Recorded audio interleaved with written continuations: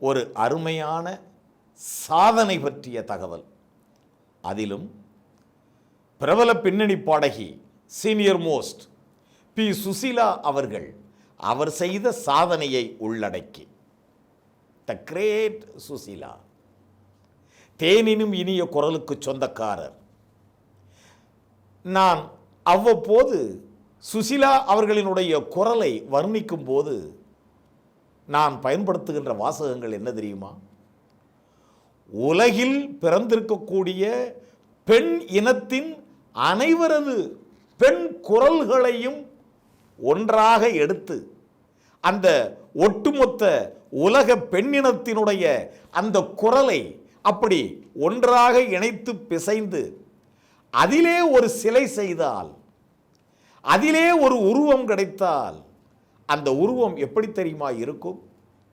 B. Susheela அவர்களின் திருவுருவம் போல் காட்சி தரும். ஆக பி. சுசீலாவினுடைய உருவம் என்பது முழுக்க முழுக்க குரலால் அலங்கரிக்கப்பட்ட உருவம்.